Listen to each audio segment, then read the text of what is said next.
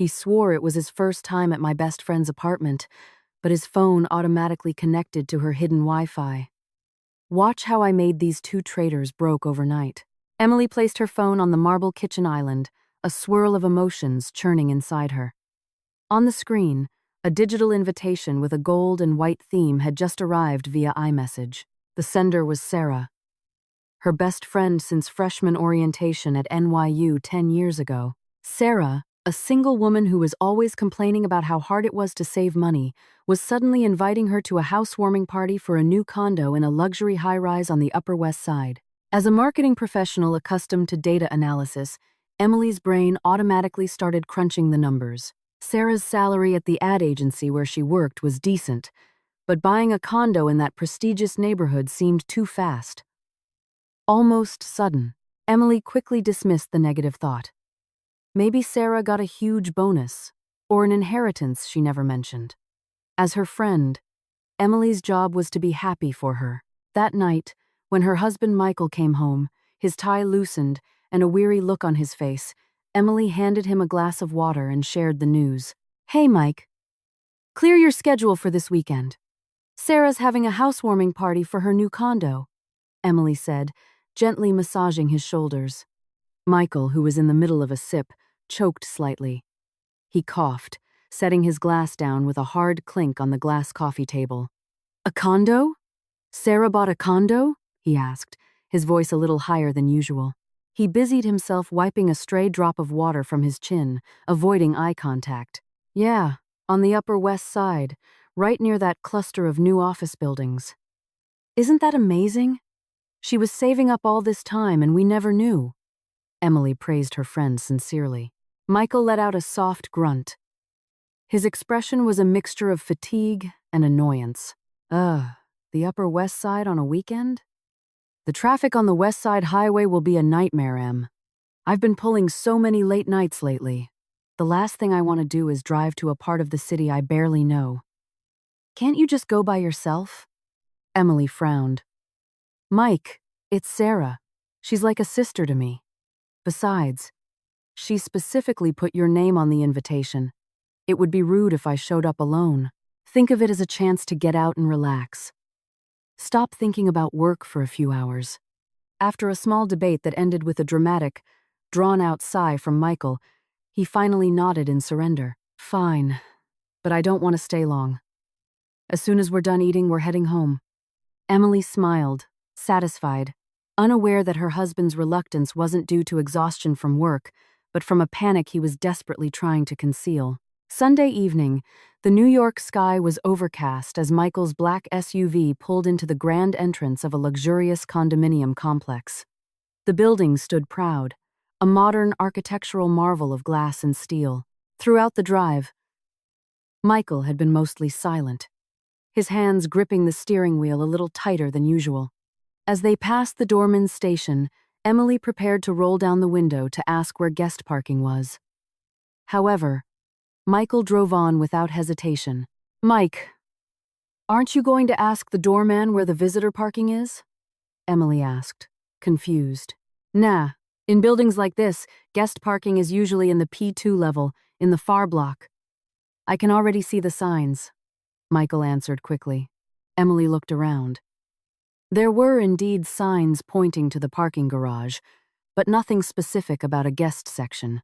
Yet, Michael's car snaked smoothly down the ramp, took a sharp turn without a second thought, and pulled perfectly into an empty spot, flanked by two large concrete pillars. It was a precise maneuver from someone who seemed to know the terrain by heart. The small oddity was followed by another as they walked into the main lobby. Emily paused for a moment to reply to a text from Sarah asking where they were, while Michael walked ahead toward the elevator bank. When Emily caught up, she saw Michael standing in front of a row of 6 elevators. He was positioned directly in front of elevator number 4, his finger already on the up button. Mike, do you even know what floor she's on? Emily asked, her eyes narrowing at her husband's back. Michael flinched slightly. As if snapping out of a daydream, he turned with a stiff grin. Oh, just guessing. Did she say what floor? The 18th floor, Emily replied slowly. Elevators 1 through 3 are for the lower floors. 4 through 6 are for the high-rise floors. How did you know to wait for this one? It's just logic, Em. Luxury buildings usually separate the low zone and high zone elevators. I saw a sign above us when we walked in. Michael rationalized, shoving his hands into his pockets in a defensive gesture. Emily nodded slowly. The explanation was plausible for a man who often had meetings in corporate high-rises, but her gut instinct was starting to feel an off-key rhythm. The final straw came when they stepped out onto the 18th floor. The hallway was long and branched.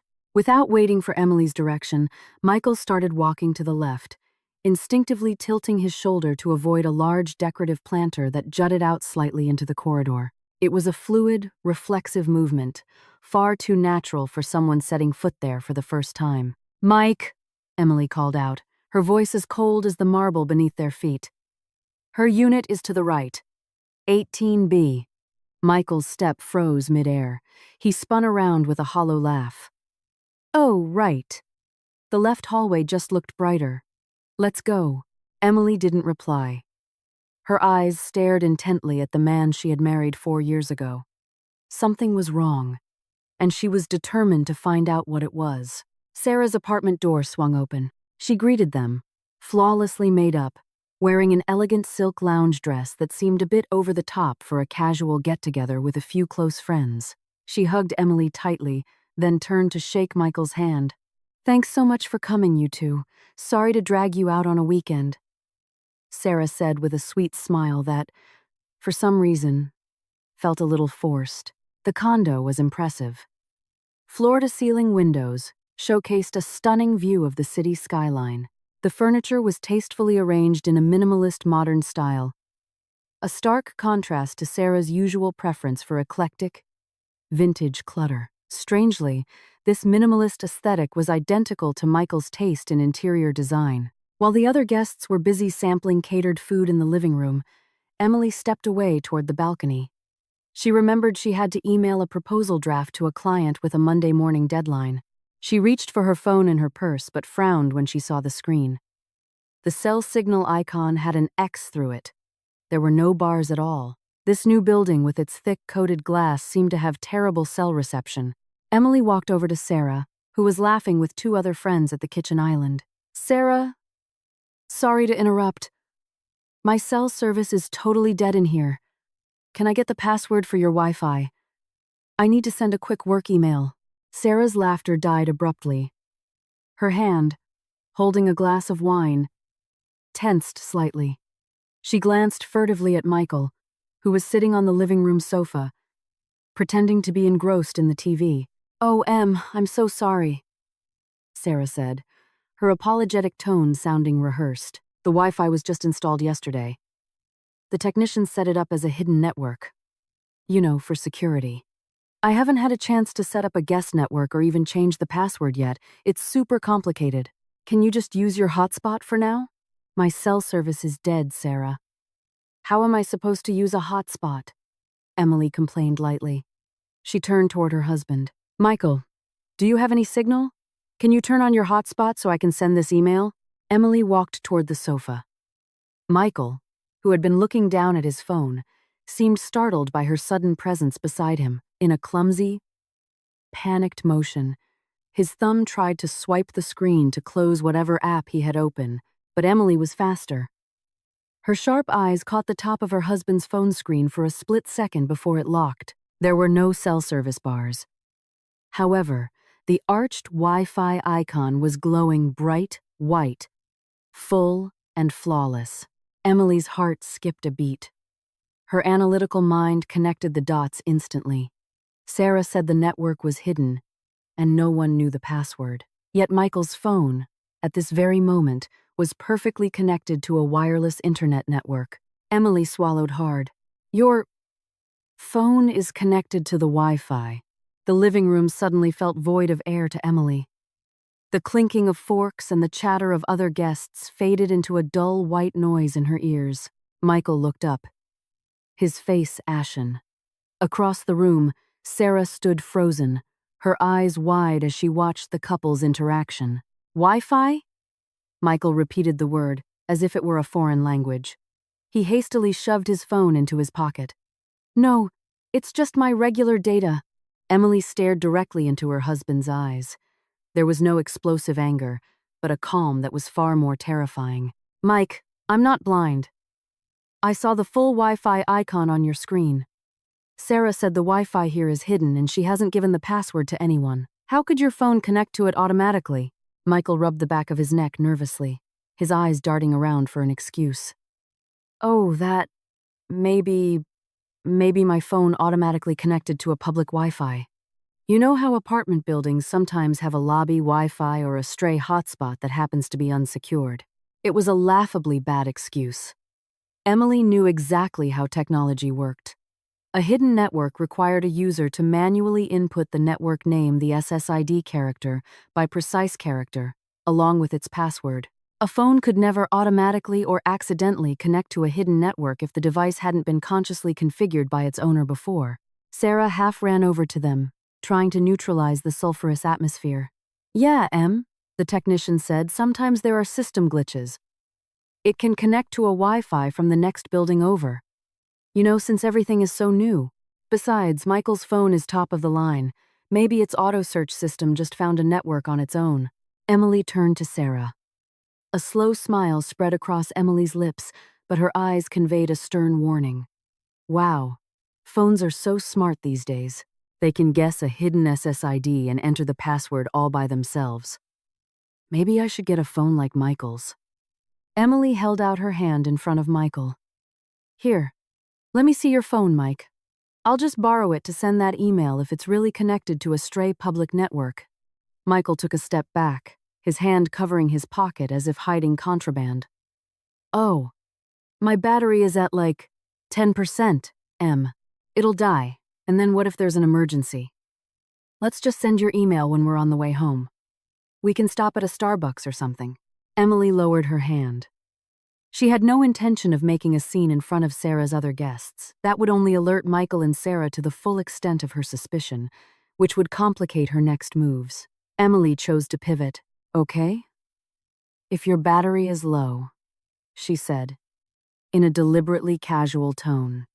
She gently smoothed a crease on Michael's shirt, a touch that made him shudder involuntarily. Well, let's just eat then. I'm starving. For the rest of the party, Emily played the role of the supportive wife and proud best friend. She laughed at Sarah's jokes and offered food to Michael, but inside her head, the foundation of her marriage was crumbling to dust. That Wi-Fi signal wasn't just a technical glitch. It was the digital footprint of a devastating betrayal. The drive home was spent in a suffocating silence. Michael turned the car radio up, pretending to be intensely focused on the Sunday night traffic on the FDR drive. Emily sat in the passenger seat, staring out the window, her mind racing faster than the cars around them. As soon as they got home, Michael immediately complained of a severe headache. He swallowed a couple of Advil and lay down on the bed, his back to Emily. It wasn't long before a soft snore indicated that Michael, exhausted from either acting or something else, was fast asleep. Emily rose from her vanity table. The clock on the wall showed 1 a.m. The house was silent. With nearly soundless steps, Emily walked around the bed and picked up Michael's phone from the nightstand. Her hand trembled slightly. She knew his passcode, their wedding date, an irony that now felt pathetic. She entered the 6 digits, and the screen lit up. Her first target was his iMessage. She typed Sarah into the search bar. Their message history appeared. Emily opened it and frowned. The conversation was too clean, containing only occasional formal greetings, a happy birthday message from last month, and the invitation to today's party. There was no trace of familiarity, let alone an affair. For someone who was best friends with the man's wife, such a sterile chat history felt deliberately manipulated. Michael was clearly diligent about deleting his messages. Emily didn't give up. She opened the Settings app and went to the Wi-Fi settings. Her cold fingers scrolled down to known networks. Her heart pounded as she saw the list of Wi-Fi networks the device had previously accessed. Among the names of cafes, his office, and hotels from his business trips, one network name stood out: Sarah's apt MR. Emily's chest felt as if it had been struck by a sledgehammer. She didn't need to be a genius to decipher the initials MR. The network was marked as hidden, meaning Michael had to have physically typed that name into his phone and entered its password to connect. A tear fell, landing directly on the screen. Emily quickly wiped it away. She wasn't finished. She opened Google Maps and accessed his timeline. Michael had been smart enough to turn off his search history in his browser. But he had apparently forgotten that Google Maps, by default, tracks everywhere a device goes. Every single day, Emily set the date back, combing through Michael's movements for the past 2 months. Her eyes followed the blue dots on the map. Every Tuesday and Thursday, the days Michael always claimed to have a weekly performance review and had to work late, his GPS point was never at his office in Midtown. The map showed a straight line from his office to a specific coordinate on the Upper West Side. The exact same coordinate as Sarah's luxury condo building. The timestamps showed Michael consistently arrived there at 7 p.m. and didn't leave until 11 p.m. There were 18 visits in the last 2 months. Emily placed the phone back on the nightstand, making sure it was in the exact same position as before. She backed away slowly, then turned and went into the bathroom. She locked the door, turned on the faucet full blast to muffle the sound, and slid down to the cold tile floor. Emily sobbed. A raw unrest. Here is the adapted story, translated and culturally localized into standard U.S. English, set in therained cry of a woman betrayed by the 2 people she trusted most in the world, her husband of 4 years and her best friend of United States, while strictly maintaining the core plot, length, and details of the original narrative. Asterisk. My husband claimed a decade had stabbed her in the back, and they had done it with meticulous care. But as her tears subsided, Emily, it was his first time at my best friend's new condo, but his phone automatically connected to her hidden Wi-Fi's grief began to harden, morphing into something much darker and sharper. She looked at her reflection in the bathroom mirror. Watch how I made these 2 traitors lose everything overnight. Asterisk.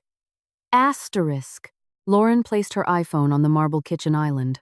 Eyes were red, her makeup was a mess, but her gaze was fiercely alight. If Michael and Sarah thought they could fool her stomach churning with a mix of confusion and unease. On the screen, a digital invitation accented in white and gold had just her and play games behind her back. They had picked the wrong opponent. Emily wasn't just going to cry and popped up via iMessage. The sender was Sarah, her absolute best friend since their college freshman orientation 10 years ago. Sarah, file for divorce. She was going to destroy them. She would peel back their lies, layer by layer, and make them lose everything, just like they had taken her trust. That night, under the dim light of the bathroom, a plan for a single woman who constantly complained about living paycheck to paycheck on her advertising agency salary was suddenly inviting her to a housewarming party. Revenge began to take shape. The game had just begun. The next morning, the New York sun streamed through her brand-new, high-rise luxury condo in downtown Chicago. As a marketing executive accustomed to analyzing data and trends, Lauren's brain automatically started crunching the numbers. Sarah made a decent salary, but buying a unit in gap in the curtains, blinding Emily's swollen eyes. She hadn't slept at all, just lay stiffly staring at the ceiling while Michael snored softly beside her.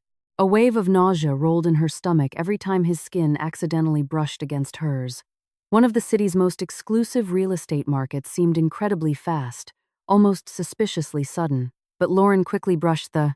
Emily got up, forcing herself into a cold shower to wash away the last vestiges of weakness. When she came out, dark thoughts away. As her best friend, Lauren of the bathroom, Michael was just waking up, rubbing his eyes sleepily. Morning, honey. Upin's only job was to be happy for her. That evening, when her husband Richard walked through the door, showered this early, Michael greeted her with a hoarse voice, a guiltless smile on his lips. Emily's chest tightened. She wanted to hurl the vase from the nightstand directly at his face, but she took a deep breath, looking exhausted. His tie already loosened. Lauren handed him a glass of ice water and shared the news. Hey, honey, putting on her best mask. Yeah, I have an early meeting with a client. I made you some coffee and toast. Clear your schedule for this weekend.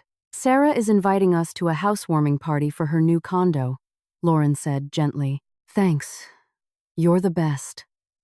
Michael replied lightly, heading to the bathroom without noticing the sharp, piercing gaze on massaging his shoulders. Richard, who was in the middle of a gulp, suddenly choked.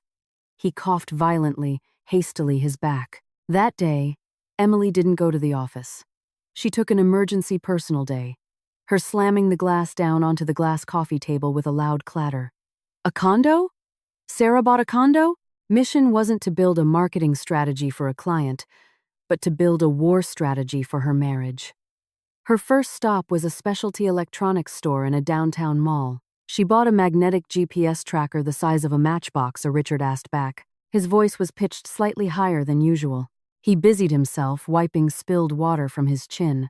Strictly premium model with a battery that lasted for weeks and a highly accurate signal. That afternoon, before Michael got home, Emily slipped, avoiding eye contact with Lauren. Yeah, right in the heart of downtown, near the financial district. Eye into the garage. With a trembling hand, she crawled under his black SUV and attached the device to a metal crevice near right? She must have been secretly saving up.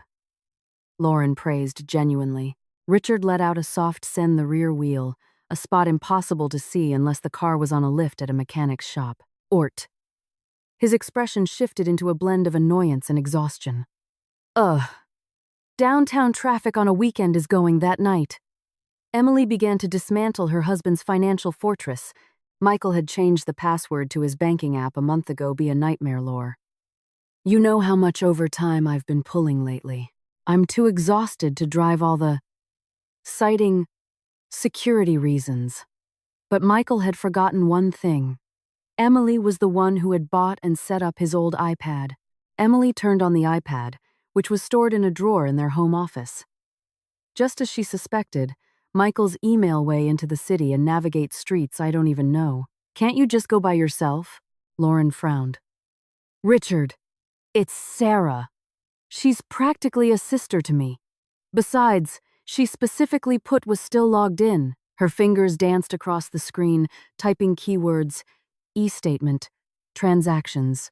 She downloaded his transaction history for the last 6 months. Her eyes scanned the columns of numbers.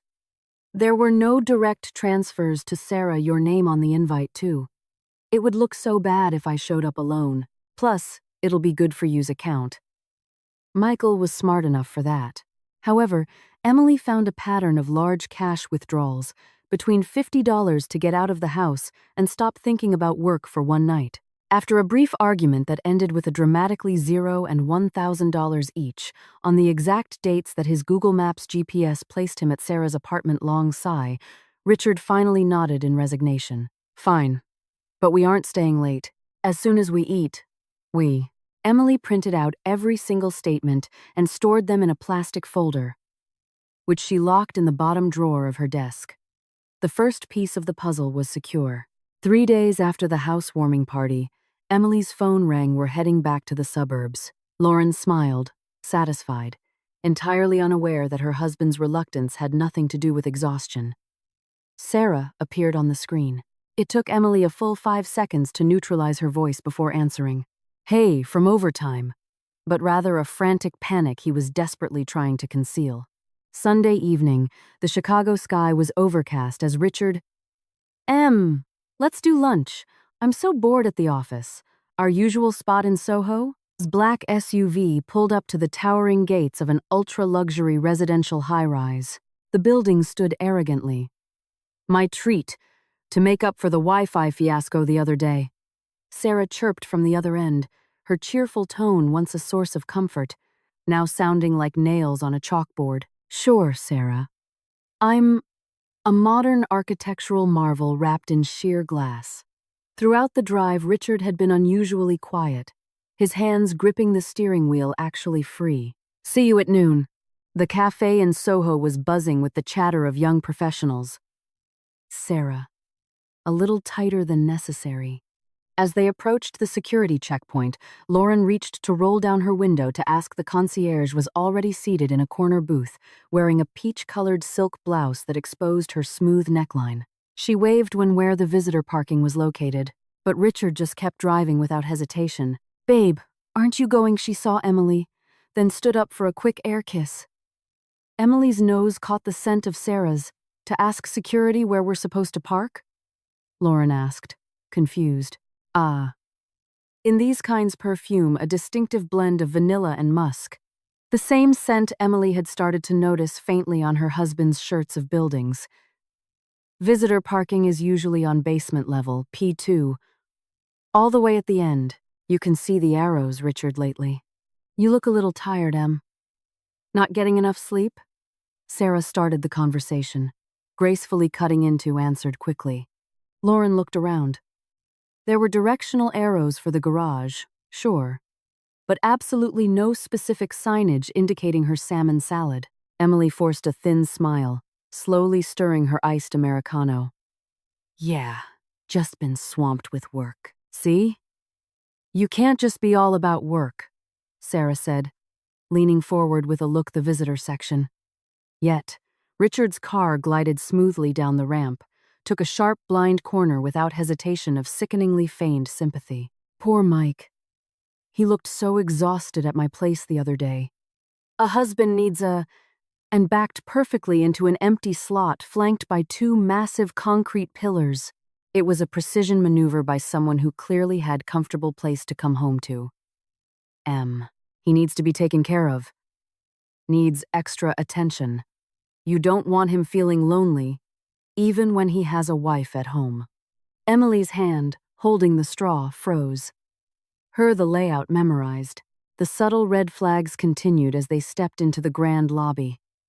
Lauren paused to text Sarah to blood boiled. The best friend who was sleeping with her husband was now sitting across from her, lecturing her on how to let her know they had arrived. Meanwhile, Richard walked ahead toward the elevator banks. When Lauren caught up, she saw Richard standing in front of a row of elevators. There were 6 doors. Richard was standing directly in front of elevator number 4, Be a Good Wife. Sarah's pretense was flawless, almost sociopathic. "Oh, really?" Emily replied, her tone deliberately naive. "Did Mike really seem that way?" "It's probably just all the late nights his finger already pressing the up button. Wait, do you know what floor she's on? Spin pulling. Speaking of which, what about you? You've got this gorgeous apartment." "You can't be," Lauren asked, her eyes narrowing at her husband's back. Richard flinched slightly, as if waking from a living there all alone. "Any plans to find someone?" The question was casual, but it hit its mark. Sarah daydream. He turned with a stiff, awkward grin. "Oh, just guessing. I don't know yet." What floor did seemed slightly flustered. She quickly took a sip of her drink before answering. "Oh, guys are the easy part," she say. "Floor 18, Lauren replied slowly. "Elevators 1 through 3 are for the low zone. I'm just waiting for the right one. Someone established, mature, and... well, I'm just waiting for him to be available." Waiting for him to be available. The words hung in the air. Sarah had just indirectly 4 through 6 are the high-speed lifts for the upper floors. How did you know to wait at this specific one? Admitted her position as a mistress.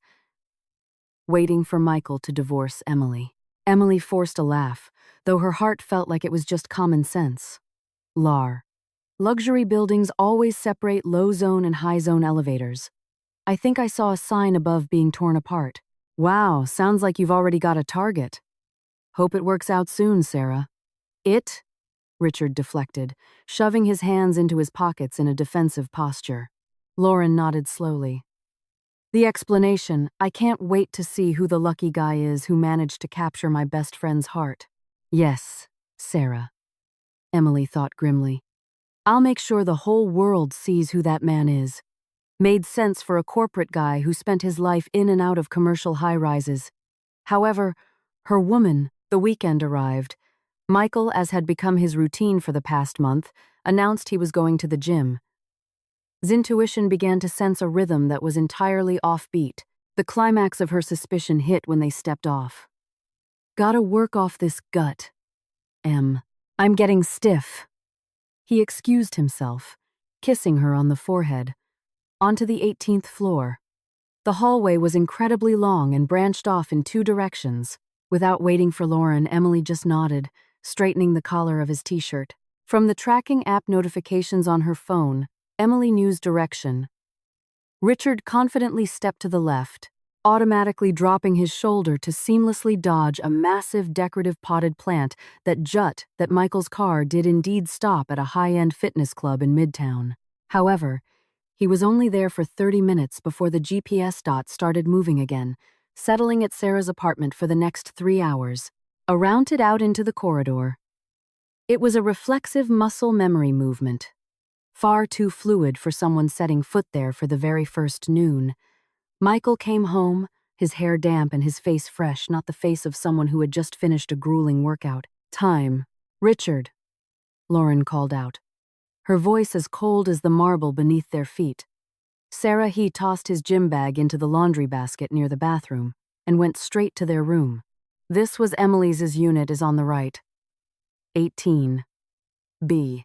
Richard's foot froze in midair. Chance. She crouched in front of the laundry basket and unzipped Michael's gym bag. She pulled out a damp towel. He spun around with a hollow laugh. Oh, the right. The left hallway just looked brighter. Let's go. And a workout shirt that, curiously, didn't smell like sweat at all. The shirt was just wet with water, as if. Lauren didn't reply. Her eyes locked intensely onto the man she had been married to for 4 years. It had been deliberately doused, and on the towel, faint but unmistakable, was the scent of vanilla and musk. Sarah's perfume. Emily rummaged through the bag's interior, checking every small pocket. Something was deeply wrong, and Lauren was determined to find out exactly what it was. The door to Sarah's secret zippered compartment at the bottom of the bag, her fingers touched a hard plastic surface. She pulled it out. Cemento was wide open. Sarah greeted them, looking flawless, wearing an elegant silk loungewear set that felt a bit too. It was an access card. A sleek, plain black keycard with no building logo or company name. But Emily hadn't seductive for a casual gathering of close friends. She hugged Lauren tightly, then moved to greet Richard. Thanks so much for coming, excellent photographic memory. At the apartment last weekend, she had watched Sarah tap a card to open her unit door. Sarah, Richard, Lauren, sorry to ruin your Sunday evening, Sarah said with a sweet smile that, for some reason, card looked exactly like this one. The shape, thickness, and material were identical. Emily flipped the card over. In the bottom right corner, a series of serial numbers was faintly printed. Quickly, Emily took out her phone and photographed. Felt incredibly forced. The apartment was breathtaking. Floor-to-ceiling windows offered a sweeping view of the city, both sides of the card in high resolution. She zoomed in on the photo, ensuring the serial number was clearly legible. After skyline, the furniture was arranged perfectly, boasting a sleek, modern minimalist aesthetic that drastically contrasted with Sarah's usual cluttered, confirming the quality of her pictures. Emily placed the card back in its secret pocket, zipped it up, and put the bag, vintage boho taste. Strangely, this minimalist style was identical to Richard's taste in interior design. Back where it was, her hands were shaking. Not from fear of being caught, but because the evidence she was compiling. While the other guests were busy sampling the catered food in the living room, Lauren stepped away toward the balcony. She remembered she was becoming irrefutably solid. Michael wasn't just a guest. He had unrestricted access, as if that apartment was his second home. The following Wednesday, Michael came home early with a small carry-on suitcase. His had to email a draft proposal to a client with a strict Monday morning deadline. She pulled her iPhone from her purse. Frowning face was set in a serious, convincing expression. I'm so sorry, this is super last minute. When she looked at the screen, it said no service. The thick modern glass of the new building was completely blocking. My boss just called. I have to represent the company at a conference in Chicago. It's for 2 days.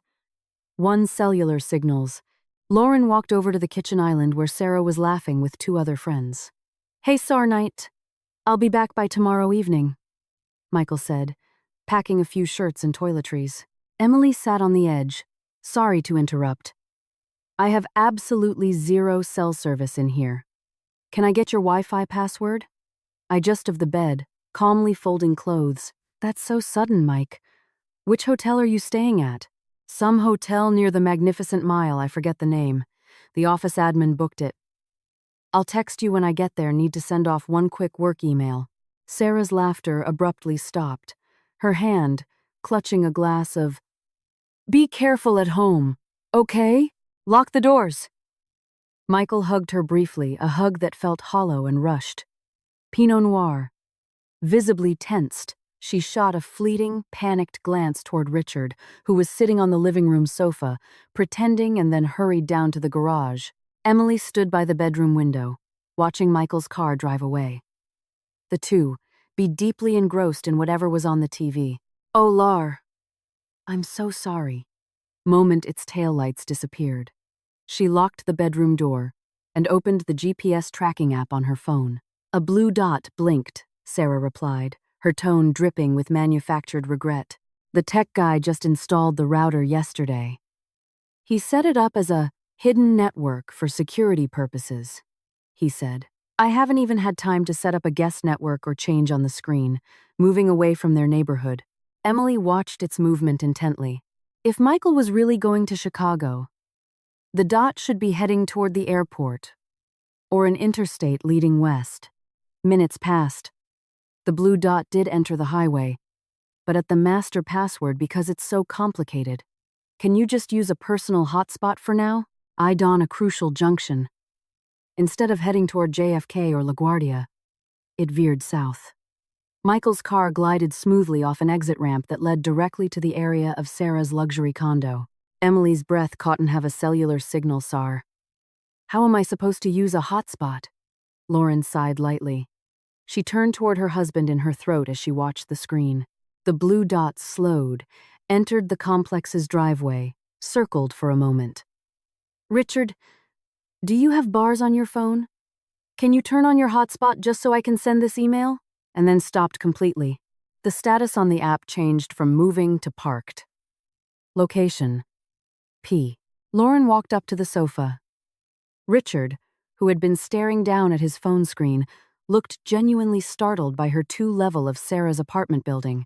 Emily closed her eyes. The lie was so nakedly blatant. 2 sudden presents beside him. With a clumsy, panicked swipe of his thumb, he tried to close the app he was looking at days. One night, Michael wasn't going to Chicago for a conference. Her husband was having a romantic staycation in the city with her own best friend. Her phone buzzed. A new iMessage from Michael. Just got. But Lauren was faster. Her sharp eyes caught the top status bar of his screen for a fraction of a second before the through security. Honey, traffic wasn't too bad.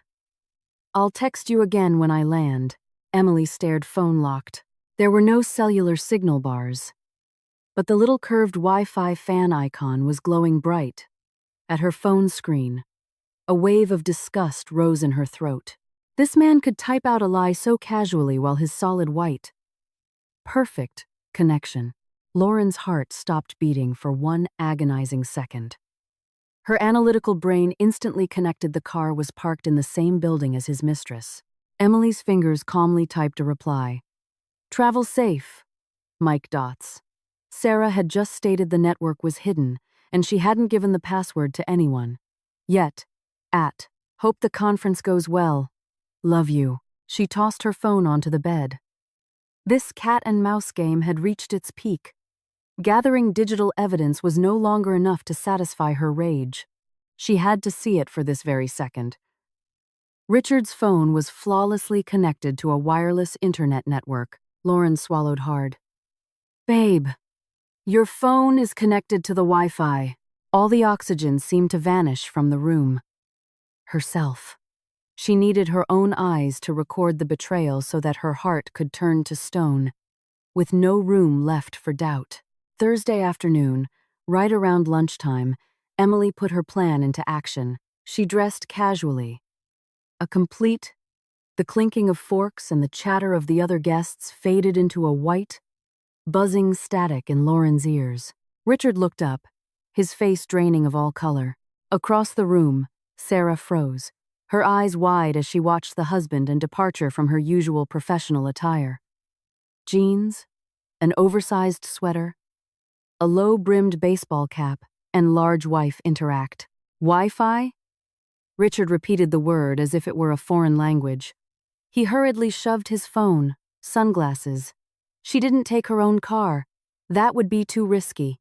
She ordered an Uber and had it drop her off at a stylish, industrial chic coffee shop directly across the street from Sarah's apartment lobby. Emily into his pants pocket. No, that's just a regular cell signal.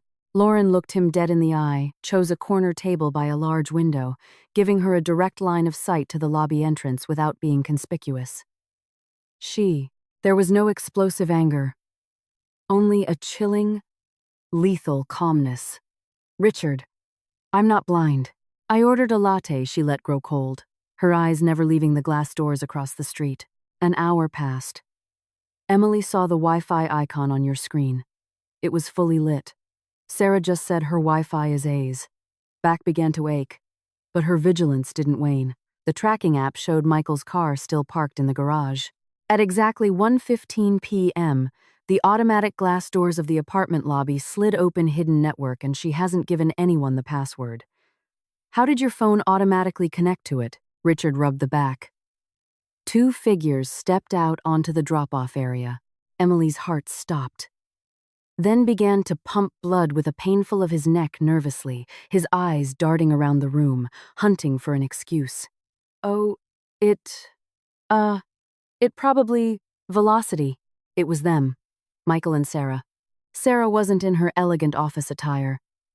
She was wearing denim, just auto-connected to a public network. You know how these luxury buildings usually have a lobby, Wi-Fi, or a hot pants and a large, dark gray t-shirt? Emily recognized that shirt.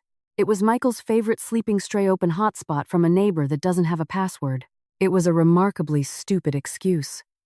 Lauren understood shirt. The one he had complained went missing at the dry cleaners last month. Michael was in casual shorts and flip-flops, looking as relaxed as if he were on his own front porch. But what truly shattered Emily's heart technology perfectly, a hidden network, requires the user to manually type in the exact SSID, network name, character by character, followed by the exact password. A smartphone will never automatically connect to a hidden network unless that specific device has been into dust, was their body language. Sarah was clinging affectionately to Michael's arm, laughing freely. Michael reciprocated by stroking the top of her head, then landing a light kiss on her temple. They weren't hiding at all. They consciously configured by the owner in that exact location previously. Sarah practically jogged over to them, desperately trying to neutralize the sulfur. Looked like a young married couple enjoying a lazy afternoon, waiting for a DoorDash delivery, which was at that moment being handed as tension in the air. Yeah, Laura! The Comcast guy said yesterday there's a system glitch. Sometimes phones to Michael by a courier. Emily didn't cry. Her tears had dried up the night she first discovered the Wi-Fi just latch onto the building's leasing office Wi-Fi. It's all still so new. Plus, Richard has history. Her hand moved mechanically, pulling out her phone, switching to video mode, and zooming in as far as at the newest iPhone. Right? The system probably just found an open network on its own. Lauren slowly turned her head toward Would Go. From behind the coffee shop window, she recorded every laugh, every touch, every adoring glance her husband gave her Sarah. A faint smile crept onto Lauren's lips, but her eyes broadcast a severe warning. Wow, phone's best friend. The 2-minute video captured everything in crystal clear detail, including the moment Michael wrapped his arm protectively around Sarah's waist to guide her back into the lobby after they got their food. Emily pressed stop. The dark are so advanced these days, aren't they? They can guess a hidden SSID and type in a password all by themselves. Maybe screen of her phone reflected her own face from behind the sunglasses. The face of a woman who had lost everything, her faith. I should upgrade to whatever phone Richard has. Lauren held out her hand. Let me see your phone, Richard. Let in love, in friendship, and in the future she had built. But at the same time, the woman in the me use it to send my email since it's just on a stray public network. Richard took a step back. His reflection had transformed into something new. Her sadness had been burned away, leaving an empty space now filled entirely with a cold, precise, and deadly anger. Emily finished her now icy latte in one gulp. She stood up, gathered her things, hand firmly covering his pocket, as if guarding contraband. Ah, my battery is at like 10%, Laura. And walked out of the coffee shop. The detective work was over. The facts had been gathered. She was the soul it dies. I'm screwed in case there's an emergency. Just send the email when we're driving witness. And the suspects had been found guilty in the court of her heart. Now, it was time for the execution. Back. We can pull over at a Starbucks. Lauren lowered her hand. She had no intention of causing a scene, and Emily would make sure that when the end came, Michael and Sarah would never be able to get back up, having physical proof of front of Sarah's other guests. Doing so would only tip off Richard and Sarah that she was fully onto them, which with the affair wasn't enough for Emily. As a career woman who analyzed market data for a living, she knew that destroying Michael emotionally would only bring fleeting satisfaction. She wanted him and Sarah to be destroyed financially, at the very point where make her next moves exponentially harder. Lauren chose to pivot. All right. If your battery is dying, Lauren, they felt most secure. That night, after Michael claimed to be exhausted and went straight to bed, Emily slipped back into their bed with a manufactured, breezy tone. She reached out and gently smoothed the collar of Richard's button-down shirt. Home office. This time, her target wasn't the iPad, but the small safe hidden behind an abstract painting. The touch made Richard involuntarily shudder. Let's just eat. For the remainder of the event, Lauren played the combination hadn't been changed since they bought it. Michael's mother's birthday. Click. The role of the supportive wife and the proud best friend. She laughed at Sarah's jokes. She affectionately touched Richard. Safe door swung open. Emily sorted through a stack of documents, insurance policies. The car title. At the very bottom, she found a plain manila folder, neatly folded. Emily's breath caught as she pulled out its contents. It was arm. But inside her mind, the foundation of her marriage was shattering into a million jagged pieces. That Wi-Fi signal was a purchase and sale agreement for a condominium unit. Her eyes scanned the lines of names and numbers. The buyer. Sarah, a technical glitch. It was the digital footprint of a very real betrayal. The drive back to the suburbs was Jenkins. But what made Emily's blood run cold was the attached addendum. A proof of payment for the down payment. Spent in suffocating silence. Richard turned the radio volume up higher than usual, pretending to be hyper-focused on the Sunday. A wire transfer receipt for $50,000 to the developer's account. The sending account was a night highway traffic. Lauren sat in the passenger seat, staring out the window, her mind racing faster than the vehicle. As joint high-yield savings account belonging to Michael and Emily. The account they had both agreed would be their family emergency fund. Soon as they got home, Richard claimed a severe migraine.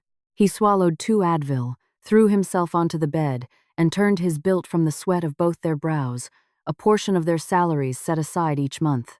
Emily closed her eyes, fighting a sudden wave of nausea. 6 months ago, Michael had explained that they needed to move that emergency fund into a back to her. It didn't take long for him to start snoring softly. Whether it was a performance or he was truly exhausted, he was fully asleep. Lauren stood up from her vanity. The wall clock read one low-risk, locked-in investment vehicle that couldn't be touched for a year. Emily, who, 00 a.m., The house was dead silent. With footsteps as quiet as a ghost, Lauren walked around the bed, had trusted her husband completely, had agreed without question. It turned out the investment was a love nest for her best friend. The money Emily had painstakingly saved, sacrificing vacations and designer bags, had been used by Michael to buy Sarah and grabbed Richard's iPhone from his nightstand. Her hands were shaking slightly. She knew his passcode. Their wedding a life of luxury. This betrayal was no longer just about infidelity. This was premeditated financial robbery. Emily anniversary. An irony that now felt intensely pathetic. She punched in the 6 digits, and the screen unlocked. Her first photographed every page of the documents with extreme care, ensuring the resolution was sharp, then returned the folder to its original spot. Target was his text messages. She searched for Sarah's name. Their chat history popped up. Lauren frowned. The conversation was, from this moment on, there was no more room for tears. All that was left was cold, hard calculation. The next day, during her lunch break, Emily sat alone in the office break room. She opened her alternate Instagram account, a too clean, just formal check-ins, a happy birthday text from last month, and the housewarming invite. Their fake, anonymous profiles she sometimes used to monitor competitors. Through this account, she navigated to Sarah's profile. Sarah was no trace of intimacy, let alone an affair, for someone supposedly best friends with his wife. A conversation this sterile was smart enough to hide her affair from her main feed, but arrogance is always a liar's greatest weakness. Sarah felt highly manipulated. Richard was clearly deleting specific messages, but Lauren didn't give up. She opened the was very active on her close friend's Instagram story. Of course, Emily's real account was on that list, but Sarah carefully curated what Emily could see. Luckily, Emily remembered Sarah had a second, less secure Instagram account for her settings app and tapped on Wi-Fi. Her icy fingers scrolled down to edit to view his photography hobby. After a bit of digital sleuthing, Emily found that Sarah had just posted a new photo on that known networks. Her heart hammered violently against her ribs as she looked at the list of saved Wi-Fi connections. Account. A selfie. Inside a car. The interior of Michael's black SUV was unmistakable, the unique dashboard trim, sandwiched between the names of local coffee shops, his corporate office, and hotels from his business trips, was the specific air freshener Emily had bought him. The focus of the photo wasn't Sarah's face, but a network named Sarah R. Secret. It felt like a sledgehammer had struck her chest. She knew white gold necklace with a delicate diamond-studded M, charm resting on her collarbone. The caption read, "Didn't need a genius IQ to decipher what the initial R stood for. The network was set to hidden. Some gifts just sparkle differently." Emily smirked. Her mind flashed back to a conversation last month. Michael had asked who, meaning Richard physically, had to type that name into his phone and input the password to connect. A tear fell. Landing Dead used $2,500 from their checking account. The reason he gave was noble. His uncle in Ohio needed emergency appendix surgery, and Michael felt responsible as the eldest nephew. Emily had even prayed for his uncle's recovery. That sent her on the phone screen. Lauren hastily wiped it away. She wasn't done. She opened the Google Maps app, and appendix surgery was apparently made of white gold and diamonds. Emily screenshotted the post and saved it to a navigated to his timeline. Richard was smart enough to clear his Safari browser history, but the man had completely forgotten that Google Maps' special folder on her phone she had titled Project Karma. Every one of Michael's lies now had a price tag. By default, tracks a device's physical movement every single day. Lauren rolled the calendar back, combing through Richard Condo down payment, the diamond necklace, lavish dinners, all funded with Emily's money. Michael wasn't just A's location history over the past 2 months. Her eyes traced the blue dots on the map. Every Tuesday and cheater. He was a parasite. Wednesday afternoon, Emily canceled a client meeting and drove to Midtown. She entered a sleek office tower and took the elevator to the 20th floor. Her destination, the law firm of Davenport, and Thursday the exact days Richard always claimed he had mandatory evening strategy meetings and had to work late. His GPS location was Associates, one of the most ruthless and efficient divorce law firms in New York. Emily sat across from Miss Davenport, nowhere near his corporate office. The map showed a straight line from his office directly to a specific coordinate in downtown Chicago. A senior partner in a tailored suit with a gaze as sharp as a hawk's. Miss Davenport listened to the exact coordinates of Sarah's luxury high-rise. The timestamps showed he consistently arrived at 7 p.m. Emily's entire story without interruption, letting her client present all the evidence she had gathered. Photos of the keycard, GPS history, bank statements, the condo purchase agreement, and the video from across the street. When Emily finished and didn't leave until 11 p.m., she counted 18 visits in the last 2 months. Miss Davenport leaned back in her chair and smiled faintly. I've handled hundreds of infidelity cases. Ms. Alone. Lauren placed the phone back onto the nightstand in slow motion, ensuring it was positioned exactly how she found it. Miller. But it's rare that a client comes to me with an investigation this comprehensive. You've already done half my job for me. I don't just want a divorce, Miss Davenport, Emily said, her voice. She backed away, turned, and locked herself in the master bathroom. She turned the sink faucet on full blast to drown flat and cold. I want my money back. Every single dollar he spent on that woman was our joint asset.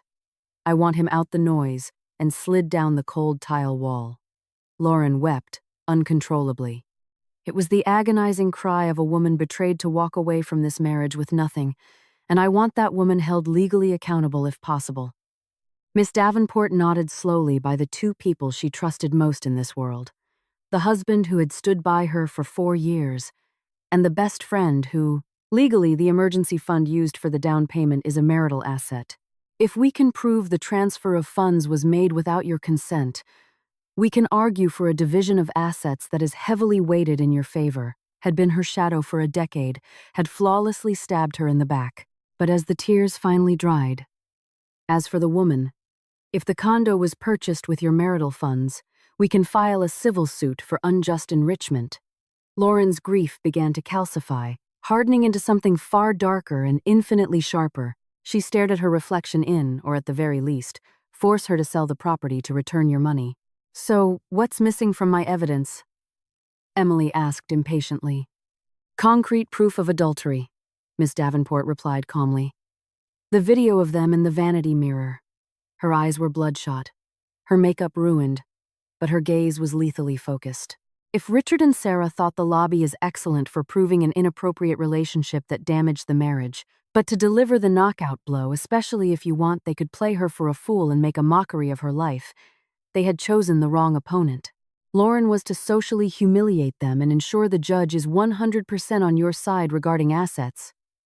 We need proof just going to cry and file for divorce.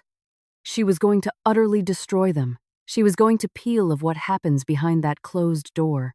A recording of a conversation, a confession, or visual evidence inside their private space, back their lies layer by layer, and ensure they lost absolutely everything.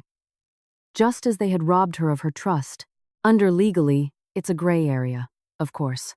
But trust me, in a closed divorce hearing, that the dim bathroom lights, the blueprint for her revenge was drafted. A new chapter had just begun. The next kind of evidence is a weapon of mass destruction. Emily paused, her mind spinning.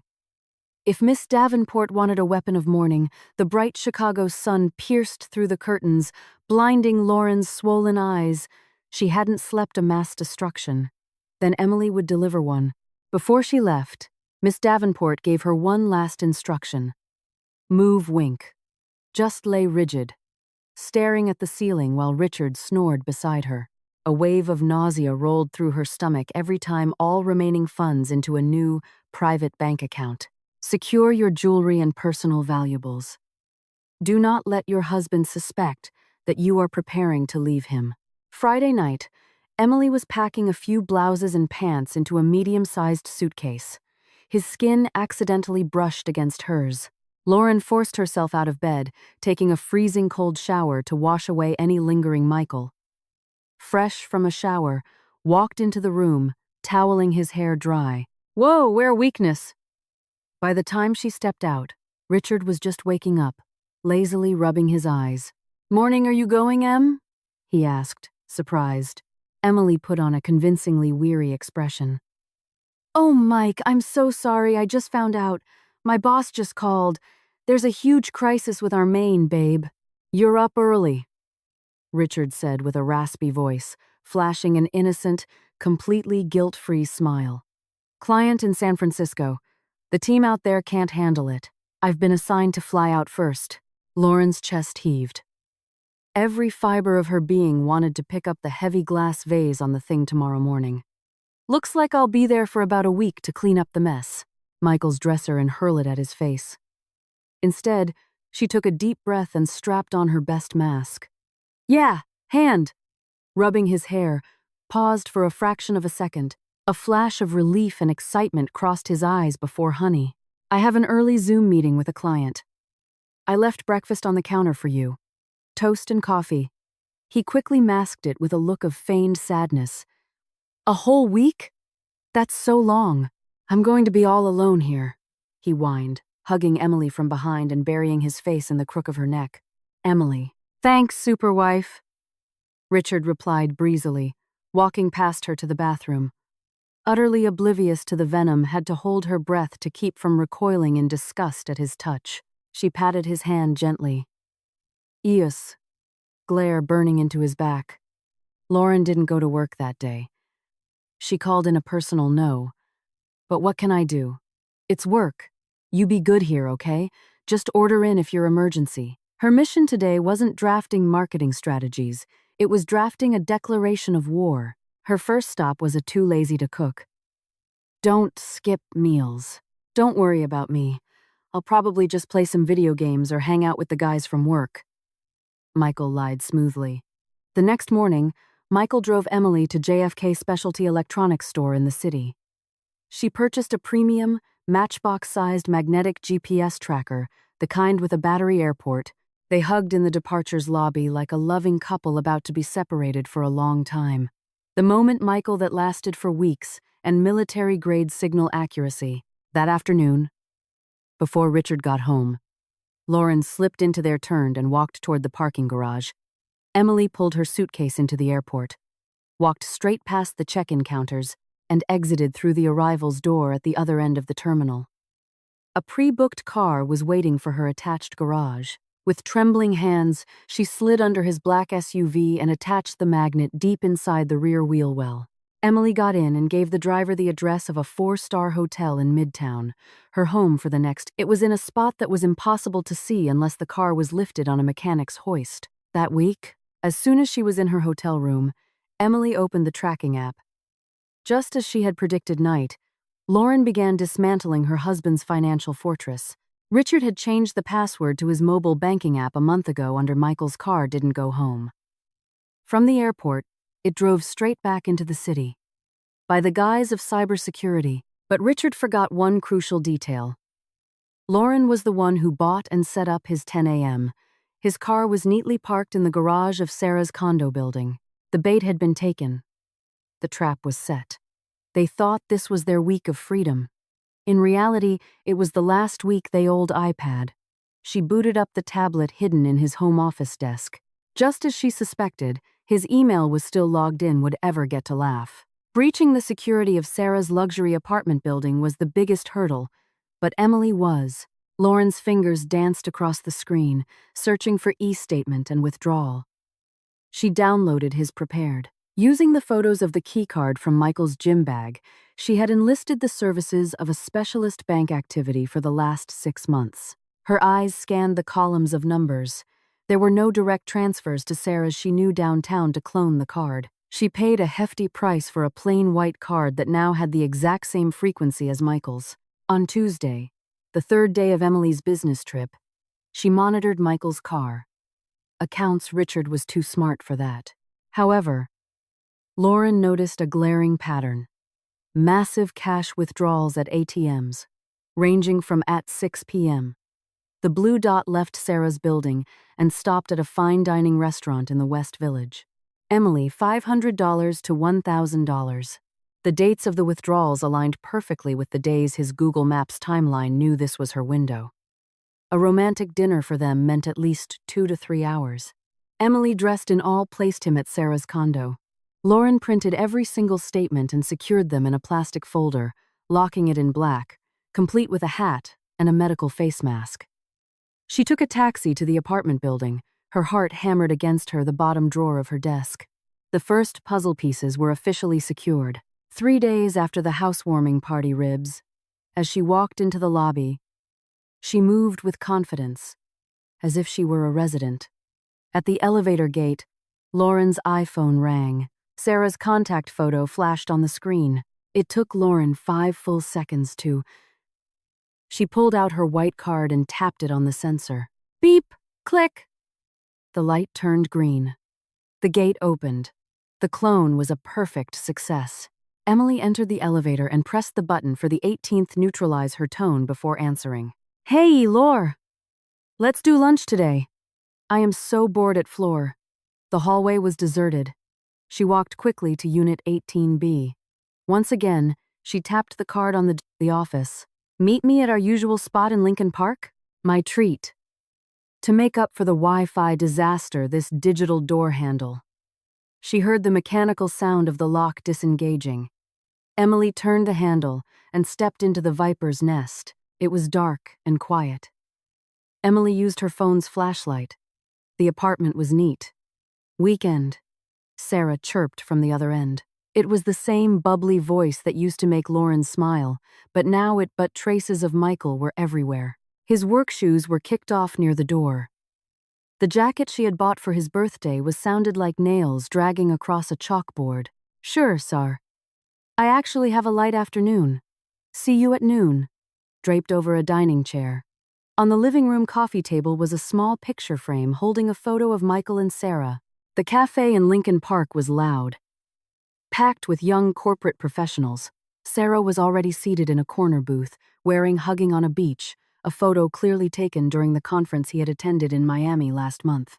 Disgust surged again, a peach silk blouse that showed off her flawless collarbone. She waved enthusiastically when she saw Lauren, standing up to give, but Emily pushed it down. She didn't have much time. She pulled 2 small boxes from her bag. Her a dramatic hug and a kiss on the cheek. Lauren's nose immediately picked up the scent of vanilla and musk, were miniature Wi-Fi security cameras, the size of large dice, in a matte black color she had chosen to blend in. The first location was the living room. Emily placed the camera between some thick books on the TV stand, hiding it behind a small Sarah's signature perfume. A scent that, Lauren now realized, had been faintly lingering on her husband's dress sculpture, so the lens had a clear view of the long sofa and the kitchen island. Next, she moved to the master shirts for months. You look a little exhausted, Laure. Not getting enough sleep? Sarah opened the conversation, while elegantly bedroom. The door was ajar. A sharp, cloying mix of Michael's and Sarah's perfumes cutting into her salmon salad. Lauren smiled thinly, slowly stirring her iced Americano. Yeah, just overwhelmed with the air, nearly choking her. The king-sized bed was unmade, on the vanity, next to Sarah's expensive cosmetics work lately. You can't just focus on your career, Laure. Sarah leaned forward. Her face lay Michael's watch.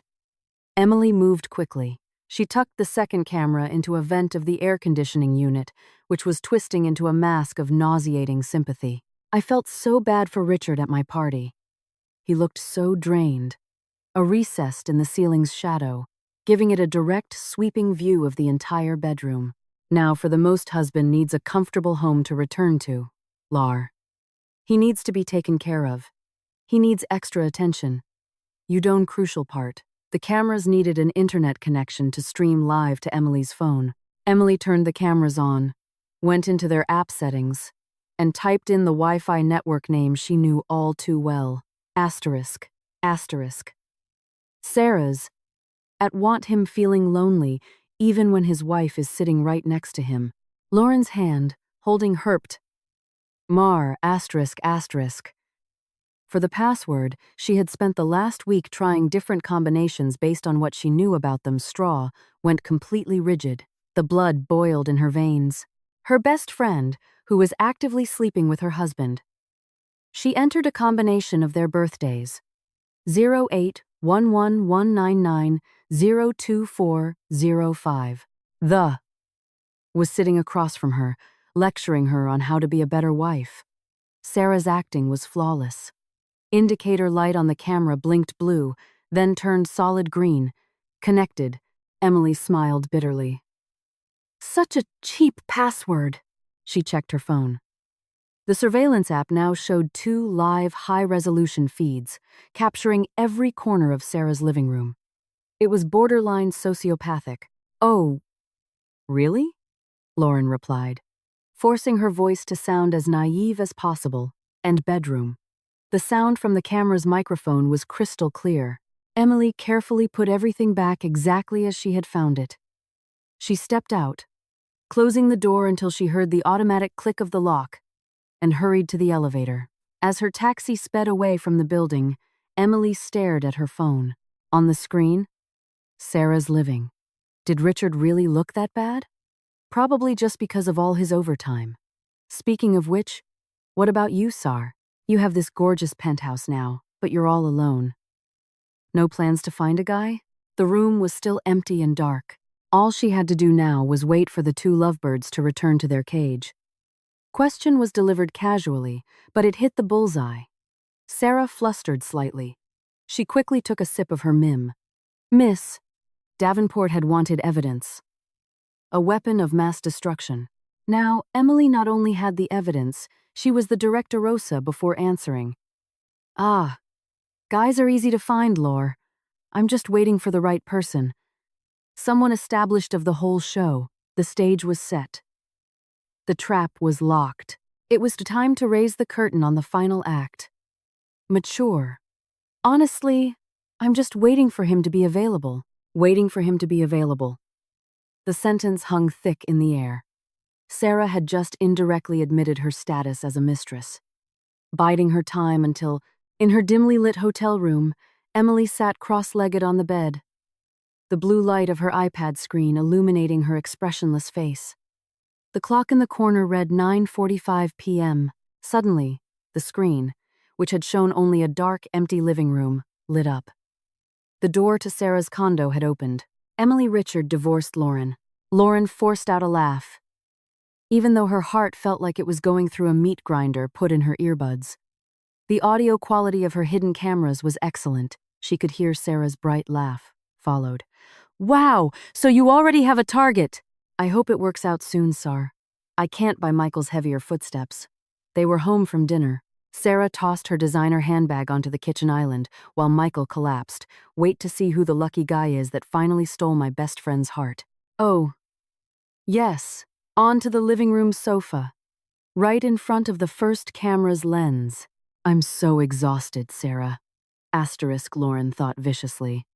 I am going to make sure the entire world sees exactly who that guy is. Babe? Sarah's voice purred. She walked over to Michael, sat on his lap, and wrapped her arms around his neck. Me too. But seeing you makes it all go away, Michael replied, giving her a quick peck. The weekend arrived. Richard, sticking to his routine of the past month, grabbed his duffel bag and announced he was heading on the lips. Emily pressed the record button on her app. Her hand was steady. Her heart was ice. Sarah to the gym. Gotta stay in shape, Lore.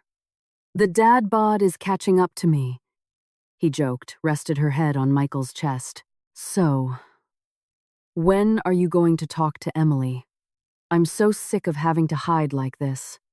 The other day at lunch, I had to pretend to give her marriage advice. Kissing her forehead. Lauren just nodded, smoothing out the collar of his athletic shirt. Watching the tracker app on her phone, I wanted to laugh in her face when she innocently asked me about my love life. Michael chuckled, his deep baritone voice. Lauren saw that Richard did, in fact, drive to a high-end fitness club downtown. However, he only stayed there for the one that used to make Emily feel safe, now sounding like nails on glass. Patience, Sarah. You 30 minutes before the blue dot started moving again, ultimately parking at Sarah's condo for 3 straight hours. By early no, Emily just paid off my car loan with her annual bonus, right? And our health insurance premiums are up for renewal next month, which she covers. It would be a waste to ask for a divorce right now. Let her handle the big expenses first. Besides afternoon, Richard returned home with wet hair and a refreshed face, hardly the look of a man exhausted from lifting heavy weights. He tossed his gym bag into the laundry hamper near the bathroom and immediately went into the bedroom. This condo is safely in your name. Paid for with that investment money. We just have to enjoy it. Lauren's window. She crouched in front of the hamper and unzipped the gym bag. She pulled out a damp towel. I guess, Sarah pouted. But it's so lucky that fool got sent to San Francisco for Anna's workout shirt, which didn't smell like sweat at all. It was damp with water, as if he a week. We finally have some freedom. Tell me about it. Michael scoffed. When she's home had just run it under a sink, and on the towel, faint but undeniable, was the scent of vanilla and musk. She's so damn annoying. Asking this, asking that, always suspicious. Good thing I'm so good at lying. He stroked Sarah's hair. All right, enough talking about her. It's killing the mood. Lauren dug deeper into the bag, feeling around the pockets. In a hidden, zippered compartment at the bottom, her fingers brushed go to the bedroom. The two of them got up from the sofa and walked toward the bedroom, disappearing against hard plastic. She pulled it out. It was a sleek, jet black RFID access card. No building logo, no corporate from the first camera's view. Emily immediately switched the feed to the second camera in the bedroom AC vent. The branding. But Lauren had a photographic memory. While standing in the hallway last weekend, she had watched Sarah's hand closely screen displayed a scene that confirmed every suspicion and locked in every piece of adulterous evidence her lawyer would ever need. Emily, as she tapped her key fob to open her door. Sarah's card looked exactly like this. The shape, thickness recorded their entire conversation and their subsequent actions for a full 30 minutes. No tears fell. There was no more pain, and matte finish were identical. Lauren flipped the card over. In the bottom right corner, a faint serial. There was only the cold satisfaction of an executioner sharpening their axe. Michael had called her a fool. Sarah had laughed at her innocence. Emily smirked in her quiet hotel room. We'll see who the fool is. At number was printed. Moving quickly, she pulled out her phone and took high-resolution macro photos of both sides of the card. The end of this story. Michael, she thought. We'll see. 7 days passed. Emily returned home on Sunday. After verifying the numbers were perfectly legible, she slipped the card back into the hidden pocket, zipped it up, and left the bag exactly as she found it. Her hands were shaking. Not out of fear of getting caught, but afternoon with her prop suitcase. Michael greeted her with a warm hug, acting the part of the world's most devoted husband. How was San Francisco, honey? Did you solve the crisis? He asked, carrying her suitcase into the bedroom. It's all handled, Mike. I'm exhausted, but the boss was thrilled with the results. Emily, because the mountain of evidence was growing terrifyingly solid. Richard wasn't just a guest. He had unrestricted access. Answered, sinking onto the bed. She looked at her husband's back. Mike, because the project was such a huge success, he treated that condo like his second home. The following Wednesday, Richard came home early from work. Dragging a small carry, I got a pretty big bonus. I was thinking of hosting a family dinner next week, to celebrate and also four-on suitcase. His face was set in a highly convincing mask of professional stress. Lar, I am so sorry for our 5th anniversary, which we never got around to celebrating last month. Michael turned around, a wide smile spreading across his face. The short notice. My VP just called. I have to represent the firm at a corporate retreat in Indianapolis. 2 days. 1. Wow, that's a great idea. Where do you want to do it? In the private room at Lenite. I'll be back tomorrow evening. Richard said, tossing dress shirts and a toiletry bag into the suitcase. CL, I already made a reservation, Emily said, naming a lavish, upscale French restaurant. I want to invite my day.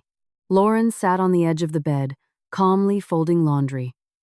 Wow, that is sudden. What hotel are they? Parents, your parents, and of course, Sarah. She's been our best friend and our biggest supporter from the very beginning. At the mention of Sarah's name, Michael's eye twitched, but he quickly composed himself. Oh, putting you up in? Some Marriott downtown, I can't remember. Corporate booked it. I'll text. Sarah. Sure. You can let her know. Of course, Emily replied cheerfully. For the next week, when I get settled.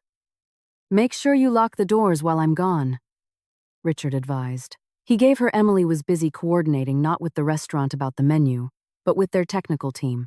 She made sure the projector in a brief, hollow hug that felt incredibly rushed, then hurried down to the garage. Lauren stood by the bedroom. The private room was working perfectly, that its audio system was connected to her laptop, and that the lighting could be controlled from a single remote in her hand. She was also in constant communication with Miss Davenport, who now held two thick legal windows, watching his SUV pull out of the driveway. As soon as his taillights vanished, she locked the bedroom door and opened folders, ready to be deployed. Saturday night arrived. Le Ciel radiated luxury from every corner. In the private room, the GPS tracker app. The blue beacon blinked steadily, moving away from their subdivision. Lauren watched with predatory focus. If Richard was, which could seat 20, Emily and Michael's families had gathered. Emily's parents, who had flown in from out of state. Michael's parents, who always bragged about their successful son, and a few close relatives were genuinely driving to Indianapolis. He would merge onto I-65 South. Minutes ticked by. The blue dot merged, all dressed in their finest formal wear. The door opened and Sarah walked in. She was wearing a stunning burgundy evening gown. Onto the highway, but at the crucial interchange, instead of heading south toward Indiana, the dot veered onto the expressway. Resting elegantly on her neck was the Diamond M necklace. Emily, happy anniversary, darling, Sarah exclaimed, heading straight into the heart of Chicago. The SUV glided off the downtown exit and navigated directly to Sarah's luxury high, walking over to hug Emily tightly in front of everyone. She handed her a gift wrapped in gold paper. Wishing you and Mike a lifetime of happiness. Thanks so much, Sarah. Your presence here tonight is very important to this event rise. Lauren held her breath as the status on the screen changed from moving to parked. Location: Sarah's basement, garage. Lauren closed her eyes. His lies were so brazen. 2 days and 1 night, Richard, Emily replied, smiling meaningfully. She patted Sarah's back gently, right on the spot where a cold sweat would soon wasn't attending a corporate retreat. Her husband was setting up a romantic downtown staycation with her own best friend. Be pouring. Michael wrapped his arm around Emily's waist, greeting the families with the charming laugh of a successful man who had it all. A wife with a brilliant career, a supportive family, and a beautiful mistress standing just a few feet away. Her phone vibrated. A text from Richard. Just hit the interstate, babe. Traffic isn't too bad. I'll call you later. Love you. Lauren stared at the text. Bile rose in her throat. The dinner was warm and convivial. Appetizers and main courses were served flawlessly. The clinking of wine glasses and cheerful. This man could type out a lie so casually while his car was literally parked underneath his mistress's bed. With laughter filled the room. Michael and Sarah occasionally stole glances at each other when they thought no one was looking. Emily, surgical precision. Lauren typed back. Drive safe, honey. Hope the meetings go well. Love you too. She dabbed her mouth with her napkin. She glanced at her watch. 9 p.m. The time for charades was over. Emily stood up from her chair. She picked up her champagne flute and tapped it gently with a silver, tossed the phone onto the mattress. The cat and mouse game had reached its peak. Gathering digital evidence wasn't enough to satisfy her rage anymore. She needed to see it with her own eyes. She needed to let her own vision record spoon. Ting, ting, ting. All eyes in the room turned to her. The chatter died down. Good evening, everyone. Mom, Dad, Mr. and Mrs. Davis, and Sarah. Emily began, her voice clear and calm the betrayal so her heart could turn completely to stone, leaving no room for hesitation. Thursday afternoon, right during. Thank you all for being here tonight. 5 years of marriage is a long time. We've been through a lot together. Her lunch break. Lauren took action. She had planned this since the night before. She dressed down completely baggy jeans. Anne. To summarize our journey of love, I've prepared a short presentation. Michael smiled proudly. Michael's mother, Chloe, oversized hoodie, a baseball cap pulled low, and large, dark sunglasses. She didn't take her own car. It tapped softly, looking at her daughter-in-law with affection. Sarah sipped her drink. An enthusiastic look plastered was too risky if Richard or the building staff recognized it. She called an Uber and had it drop her off at an on her face. Emily picked up the projector remote from the table. She pressed a button. The lights in the private industrial-style coffee shop located directly across the street from Sarah's building. Lauren picked a corner table near the massive room slowly dimmed, leaving only small spotlights over the tables. On the opposite wall, a giant projector screen descended with a soft whir. The white screen lit up, displaying the first slide.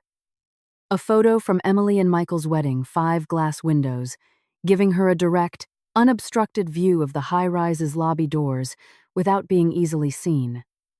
She ordered years ago. They were both smiling radiantly. Sweet sighs could be heard from a few relatives. 5 years ago latte and let it go completely cold. Her eyes never left the glass doors across the street. An hour passed.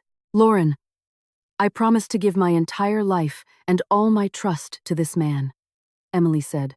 Her voice echoing in the sound's back began to ache, but her vigilance didn't waver. The app confirmed the SUV was still parked-proofed room. She clicked the remote. The second slide appeared. It wasn't a romantic vacation photo. It was a screenshot from a phone, showing the Wi-Fi settings page with a single network name circled in bright red, asterisk asterisk downstairs. At exactly 1:15 p.m., the automatic lobby doors slid open. 2 figures walked out toward the drop Sarah's. Apt, MR, asterisk, asterisk. A few people in the room frowned, confused. Michael's mother off zone. Lauren's heart stopped, then began hammering violently. It was them, Richard and Sarah. Squinted, trying to read the text on the screen. Sarah, who had just taken a sip of her drink, suddenly, Sarah wasn't wearing her elegant agency clothes.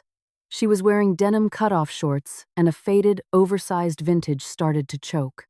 Michael froze in his seat, his smile vanishing without a trace. Our love, it turned out, was full of surprises. Emily continued, her flat tone piercing the silence. Like when I visited my best friend Sarah Banty. Lauren recognized the shirt immediately. It was Richard's favorite sleep shirt, the one he complained the Dry's new apartment last month. The Wi-Fi was hidden.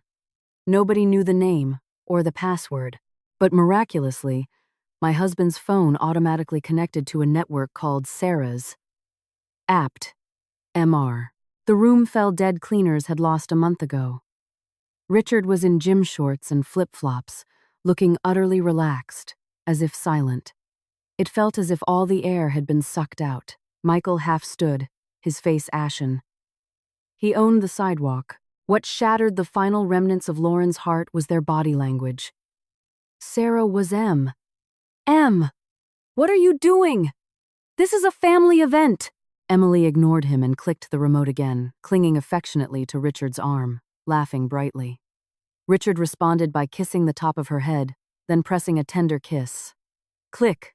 The third slide, a collage of Google Maps timeline screenshots, covered in dozens of red dots tracing a path from Michael's office directly to the coordinates of Sarah's apartment, and the surprises kept coming. My wonderfully to her temple. There was no sneaking around. They looked exactly like a young married couple stepping out to grab a food hard-working husband always claimed he was working late every Tuesday and Thursday night. But strangely, his late nights were never spent at his office. Delivery, which was exactly what they were doing.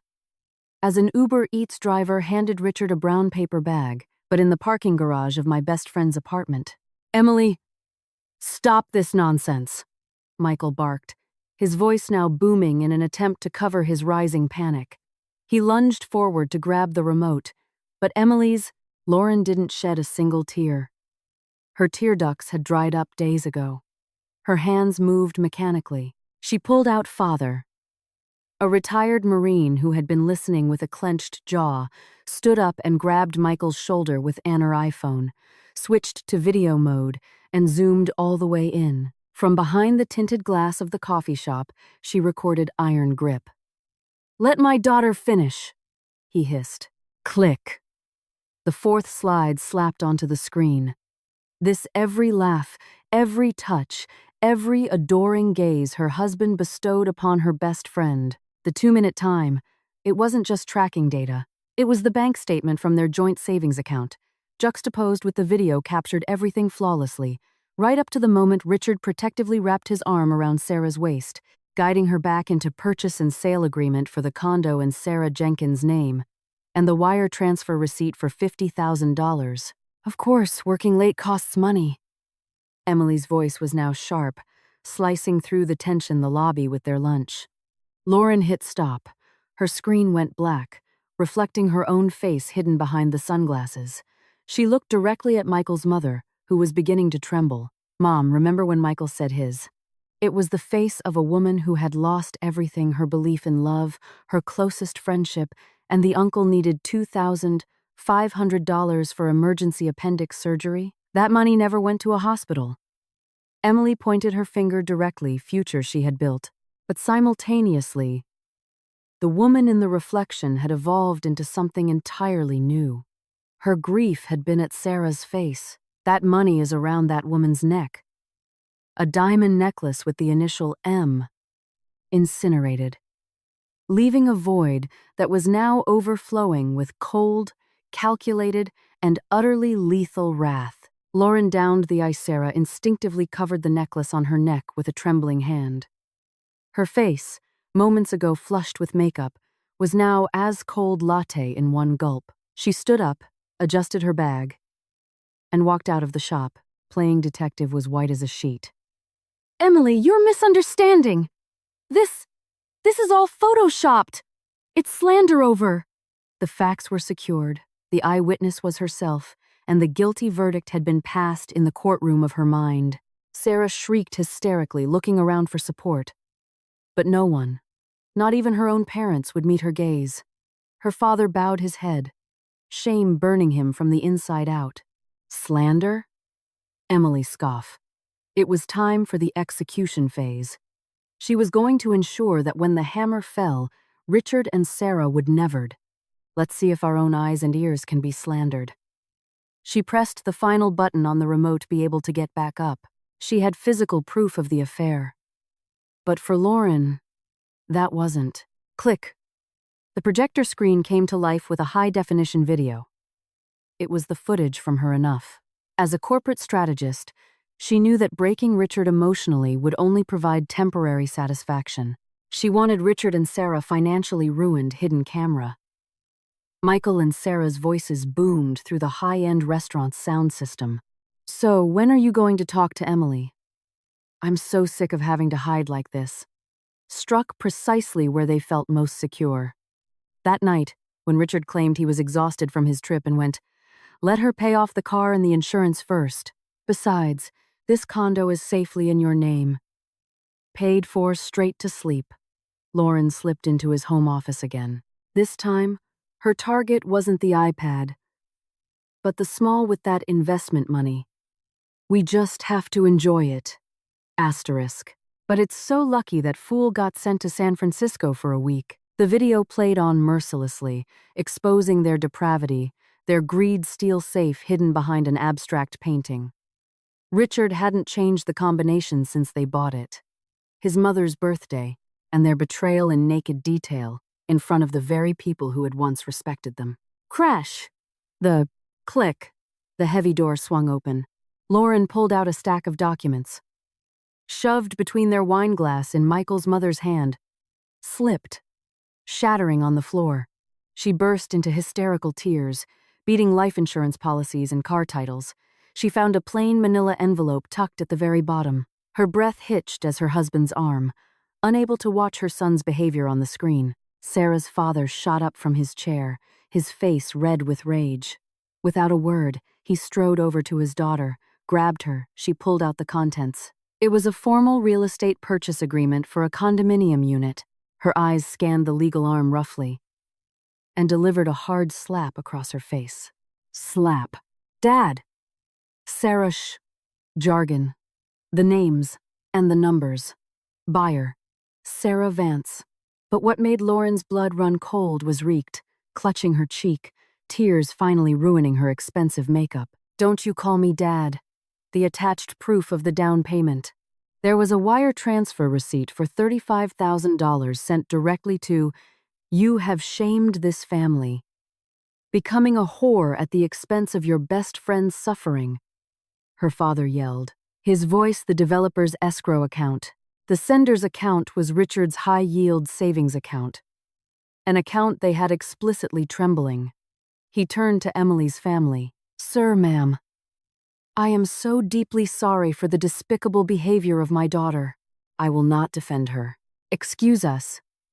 Sarah's parents walked out of the room without looking agreed was their joint emergency family fund. Money they had both sweated and sacrificed for, putting away a little bit every month back, leaving their daughter sobbing on the floor. Michael dropped to his knees in front of Emily, his handsome face and arrogant.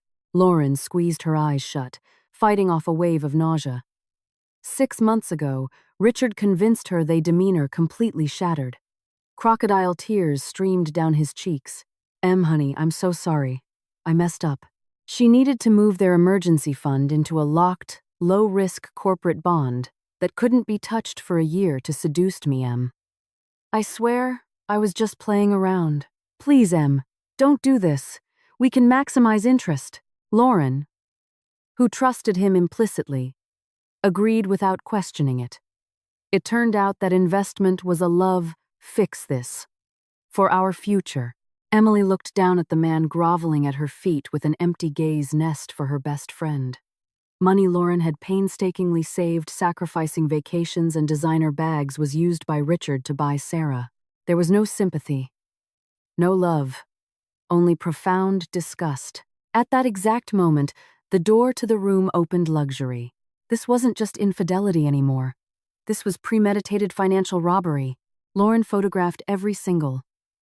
Miss Davenport, Emily's lawyer, walked in wearing a sharp business suit. She was carrying 2 thick folders page of the contract with extreme care, ensuring the resolution was flawless, then placed the envelope exactly back where she found it. From this, she approached the table and placed the first folder in front of Michael.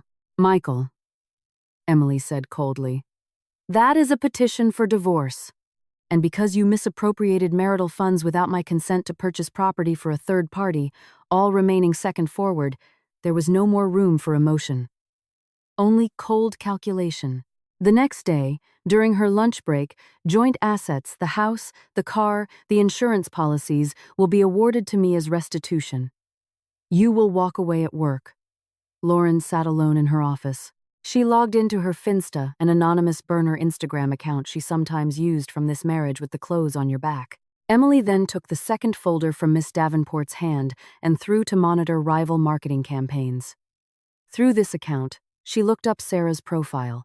Sarah was smart enough it on the floor, in front of the still sobbing Sarah. "And Sarah," Emily continued, staring down at her former, to keep her affair off her main grid. But arrogance is always a liar's greatest weakness. Sarah was incredibly active on Friend. That is a formal demand letter and a civil lawsuit for fraudulent conversion.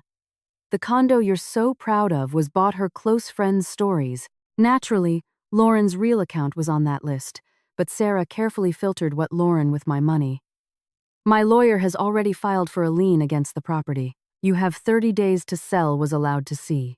Luckily, Lauren remembered Sarah had a second, public photography account with very loose privacy settings that she used it and return every cent of my money.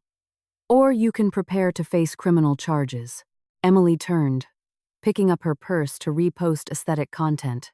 After some digital sleuthing, Lauren found a recent photo Sarah had posted on that second from her chair. She looked at her family and her in-laws. "Mom, Dad, I'm sorry the account." It was a selfie, taken inside a car. The dashboard and the unique air freshener Lauren had bought for Richard's dinner party got a little messy. "The bill has been paid in full. Please. Feel free to finish your meals," were clearly visible in the background. But the focus of the photo wasn't Sarah's face, it was a stunning "if you still have an appetite." "I have to go. The air in this room has become quite toxic." Emily walked out of the private room with her head held high. The sound of Michael's weeping. His mother's white gold necklace with a delicate diamond R pendant resting on her collarbone. The caption read, "Asterisk spoils," and Sarah's hysterical sobs faded behind her as the heavy mahogany door swung shut. "6 months had dialed by my king." Asterisk. Lauren smiled sadistically. Her memory flashed back to a conversation last month, passed since that devastating presentation. The legal proceedings went exactly as Miss Davenport had planned. With such massive and irrefutable evidence, Richard had begged her to let him withdraw $5,000 from their checking account. His excuse was noble. His aunt, the judge, granted all of Emily's demands. The divorce was finalized with a judgment heavily in her favor. Michael was found to have in Ohio needed emergency gallbladder surgery, and he felt obligated as the oldest nephew to help with the medical bills. Lauren had even sent committed financial fraud within the marriage, so the house and car were awarded solely to Emily. News of the scandal somehow leaked at Michael's company. Emily never admitted who sent an anonymous copy of the video to his HR department, but Michael was fired a get-well-soon card. That gallbladder surgery had manifested as white gold and diamonds. Lauren screenshotted the post. She saved it to a hidden folder on her phone titled Project Karma. Every single 4, cause a month after the incident. The man who was once so proud of his career was now unemployed, broke, and living back one of Richard's lies now had a price tag attached to it. The condo down payment, the diamond necklace, at his parents' house, a pariah in his community. Sarah's fate was no better. The civil suit filed by Miss Davenport choked her financially. With no money to hire a decent lawyer, she was forced to sell her luxury condo, the expensive dinners, all funded by Lauren. Richard wasn't just a cheater. He was a parasite. At a loss within 2 months, the entire proceeds of the sale were seized to repay Emily's funds. Plus, interest on Wednesday afternoon. Lauren canceled her client meetings and took a cab straight to the financial district. She rode the elevator up to the 40th floor of a towering skyscraper. Her destination, Vance and Sterling Associates, one of the most ruthless, high, and damages. Sarah was now renting a small studio apartment in Queens. Ostracized by the friends who knew what she had done. Powered family law and divorce firms in Chicago, Lauren sat across the mahogany desk from Diane Vance, a senior. On a bright afternoon, Emily stood on the balcony of her new condo, which had a stunning view of Central Park. She had sold the old house, full of bad memories, and bought this place for herself, a place that was 10 partner in a tailored suit with eyes like a hawk. Diane listened to Lauren's entire narrative without interrupting once, letting 0% hers, purchased with her own hard-earned money.